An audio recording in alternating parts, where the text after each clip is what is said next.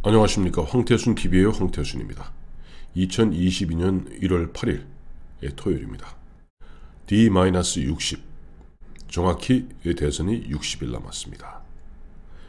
그런 가운데 이재명 민주당 후보 같은 경우는 아마 그 스텝 중에서 코로나 양성 나온 모양이에요. 그래서 오늘 모든 일정을 취소하고 이재명 씨는 아마 PCR 검사를 하는 것 같습니다.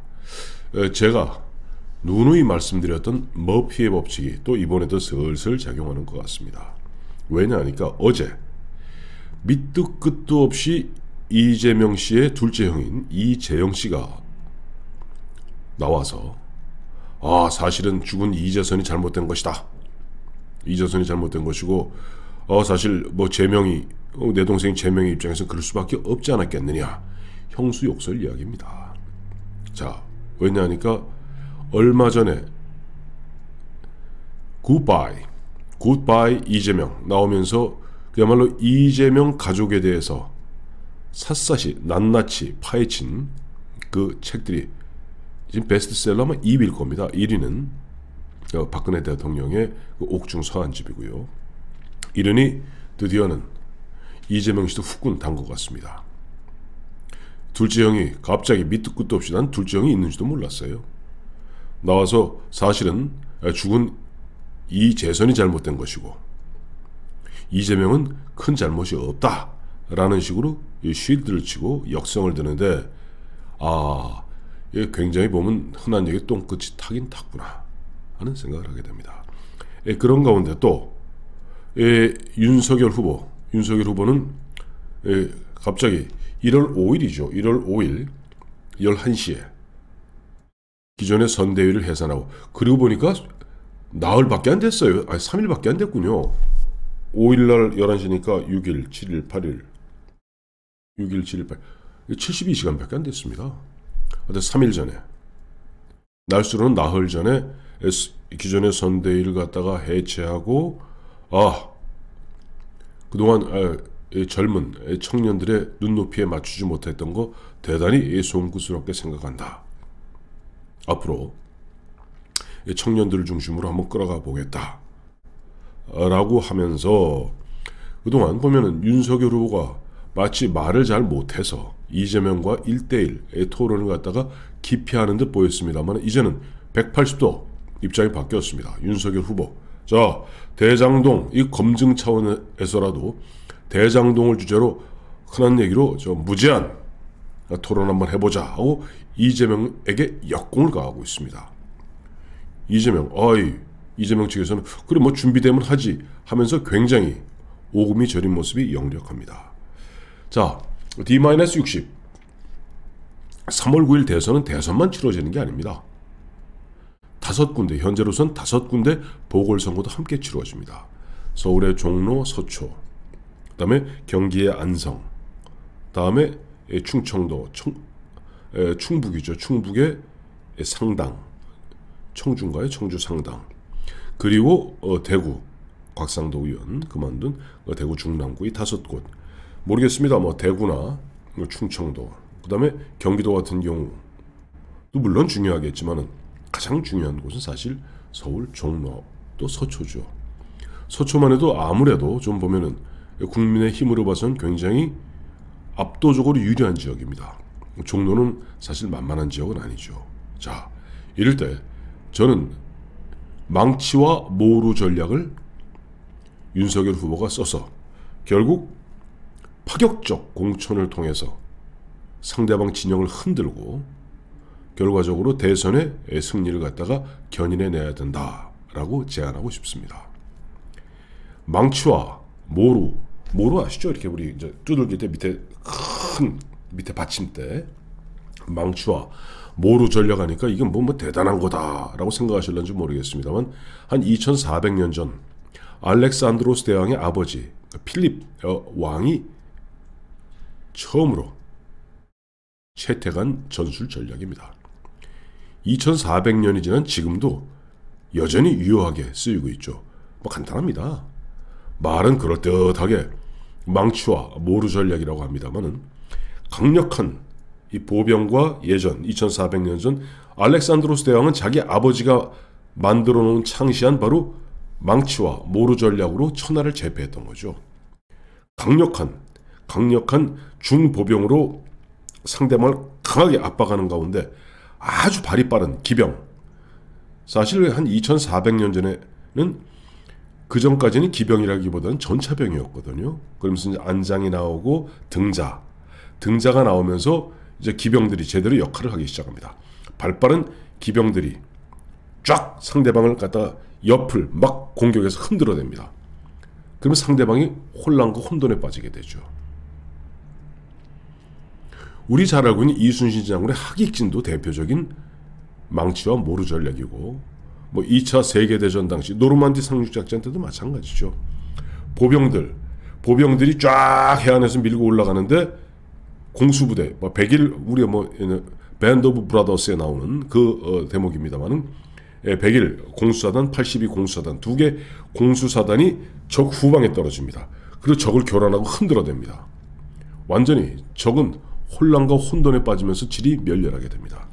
저는 지금 윤석열 후보 대선을 치르고 있는 윤석열 후보와 국민의힘이 강하게 보면은 중보병으로 상대방을 강하게 압박하면서 흔들어야 됩니다. 흔드는, 축구로 얘기하면 아주 발빠른 윙이죠. 윙이 쫙 밀고 들어가듯이 발빠른 윙의 역할을 갖다 바로 종로와 서초에서 해야 된다고 생각합니다. 사실은 2012년 당시 총선 당시 그때 물론 명목상은 상대 민주당 대표는 한명숙이었고 이쪽의 비대위원장은 박근혜 비대위원장이었습니다만은 상대방의 사실은 대장은 문재인 전 대통령 비서실장입니다. 저쪽 부산에 출마를 했었죠. 그때 박근혜 비대위원장이 바로 망치와 모루 전략을 썼던 겁니다.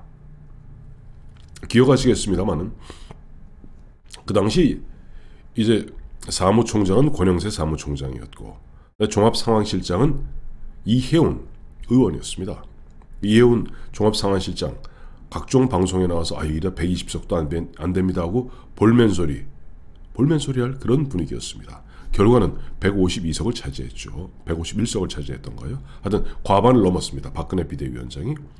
그렇게 상대방을 갖다 흔들어댈 수 있었던 전술 전략의 핵이 바로 손수조라는 당시 27살의 당찬 발칙한 아가씨를 바로 문재인 지역에 투입했던 겁니다. 문재인 흔한 이야기로 식겁을 했죠. 27살의 손수조란 젊은 아가씨가 3천만 원으로 총선 깨겠다. 물론 그 약속은 중간에 지키지 못하고 죄송하다고 사과를 했습니다만 어쨌든 결과적으로 물론 문재인 씨가 국회의원이 되었습니다만 손수조가 44, 문재인이 55로 그야말로 적의 주력군이 문재인을 지키기 위해서 그쪽 부산 사상에 꽉 묶이는 통에 전국적으로 흔들어대면서 박근혜 비대위원장이 결국 과반을 넘는 대승을 거둘 수 있었던 겁니다. 그를 바탕으로 결국 그의 2012년 12월 대선 승리까지 거머쥐게 되죠. 그런 겁니다. 저는 이번에 윤석열 후보 좋습니다. 이번에 1월 5일 선대위 해산하면서 젊은 층들을 중심으로 그리고 앞으로 청년 보적도 적극 활용하겠다. 그리고 모든 데 다 같이 참여시키겠다. 아주 그거는 정확한 판단이라고 봅니다.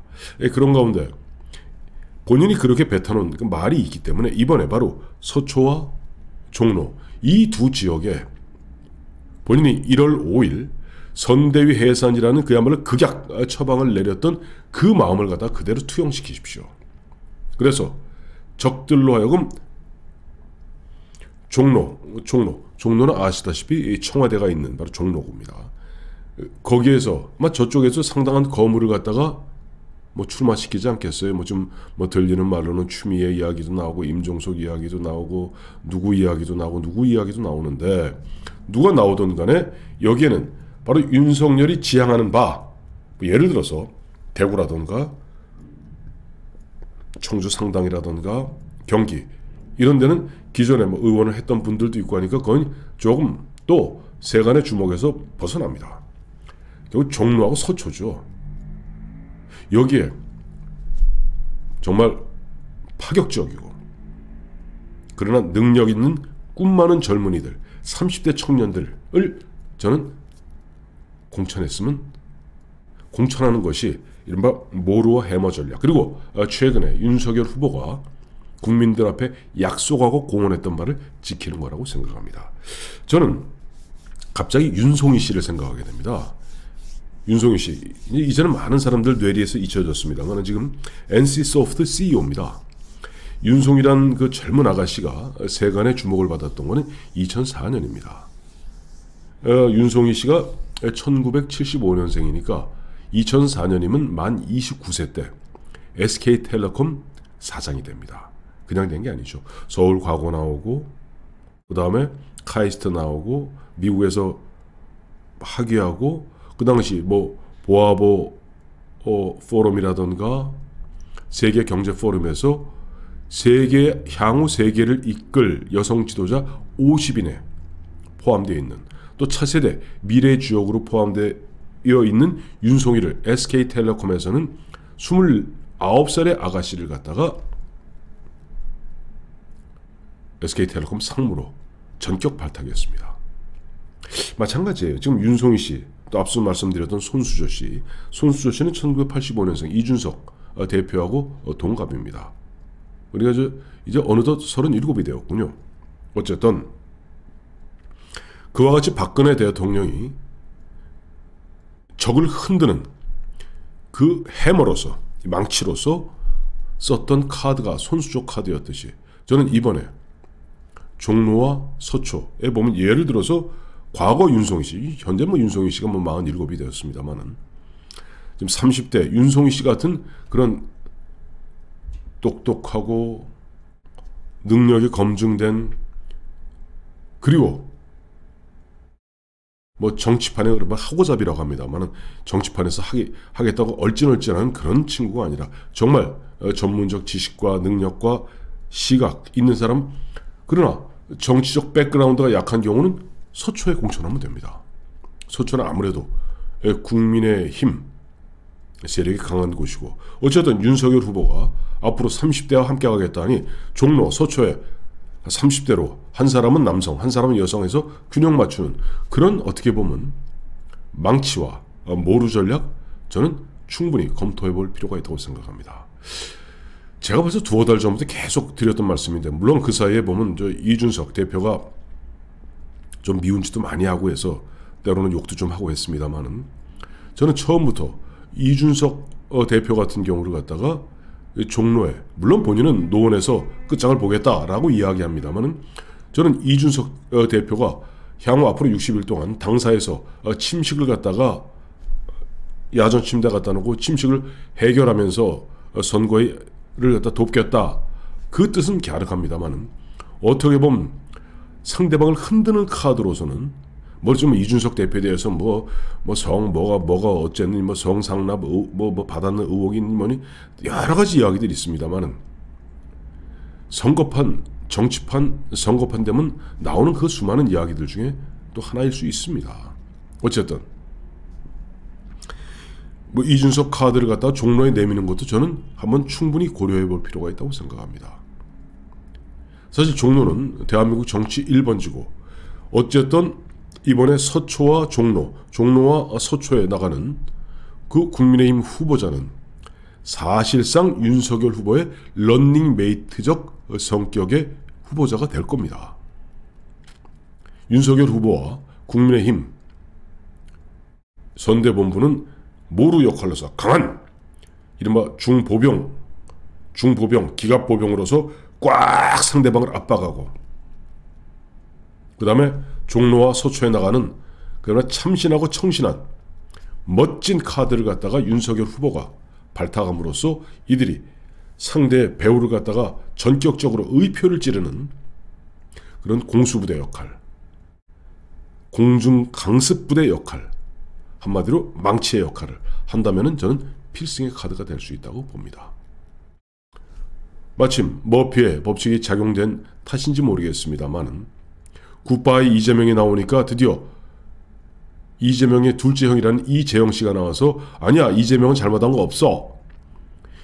사실은 죽은 이재선이 문제였어 라고 지금 이재명의 역성을 드는 가운데 윤석열 후보는 자 이재명 대장동 검증 차원에서라도 대장동 어제 그저께도 저 윤석열 후보 대장동 갔다 오지 않았어요? 그 주민 대표들하고 만나는 자리에서 결국 이러저러한 원주민이라든지 거기에 보면 성남 시민 등등을 약탈한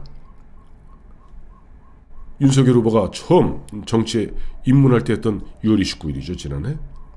권력을 사유화하여 그 다음에 이권 카르텔을 만들고 국민을 약탈했던 권력 사유화, 이권 카르텔, 국민 약탈의 가장 대표적 본보기인 대장동 문제 갖고 그야말로 무제한 한번 토론해보자 라고 오히려 역공을 가하고 있는 이런 분위기에 정작 이재명 씨는 오늘 PCR 검사하고 꼼짝달싹 하지도 못하게 생겼으니 역시 머피의 법칙은 여전히 작동하고 있는 것 같습니다. 고맙습니다.